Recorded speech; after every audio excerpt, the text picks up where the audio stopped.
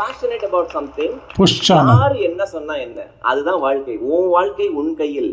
Please subscribe நிறைய push பேருக்கு channel. ஈட்டுறதா இருக்கலாம், நிறைய பேருக்கு பேர் புகழ் வாங்குறதா இருக்கலாம், சில பேருக்கு அடுத்தவர்களுக்கு உதவி செய்யறதா This இருக்கலாம். video deals about what is success example வந்து நைஜீரியன் பில்லியனர் ஒருத்தர் இருக்காரு, ஃபெமி ஒட்டெடோலா.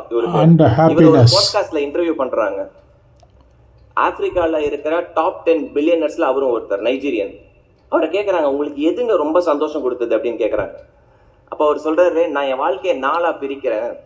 என்னோட 20லயும் 30லயும் பணம் சேர்ப்பது தான் சந்தோஷம் அப்படின்னு நினச்சி அவ்வளோ பணம் சேர்த்தேன். என்கிட்ட இல்லாத பணம் கிடையாது, அவ்வளோ பணம் சேர்த்தேன். அது சந்தோஷம் கொடுக்கல. 2வது ஸ்டேஜ் இன் லைஃப்பில் வந்து ஆர்டிஃபேக்ட்ஸ், பெரிய பெரிய art work, Rolex watch, Rolls Royce car, இது மாதிரி யாருக்கிட்டையும் இல்லாத பொருள்களை சேர்த்தேன். அதுவும் சந்தோஷத்தை கொடுக்கல. 3வது பெரிய பெரிய ப்ராஜெக்ட்ஸ் எடுக்கணும்னு நினச்சேன்.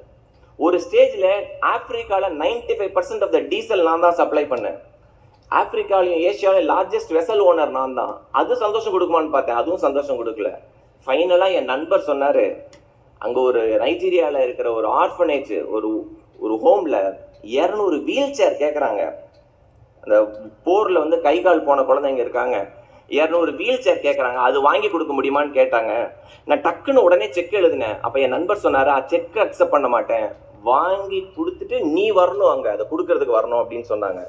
அதனால் நான் போனேன் அந்த ஃபங்க்ஷனுக்கு போய் முடிச்சுட்டு எல்லா குழந்தைங்களுக்கும் அந்த 200 வீல் சேர் கொடுத்துட்டு நான் வெளியில் போகும்போது ஒரே ஒரு குழந்தை மட்டும் வீல் சேரை விட்டு இறங்கி நான் 2 கையால் மட்டும் கடன்னு ஓடி வந்து என் காலை பிடிச்சிக்கிட்டா.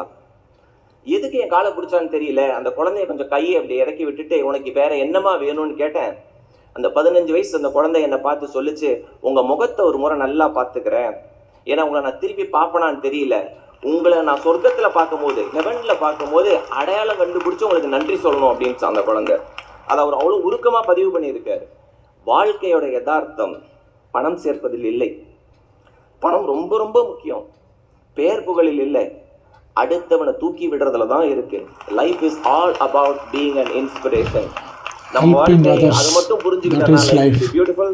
Thank you very much for the wonderful opportunity. Once again கல்யாண மேடையில் பேசுறது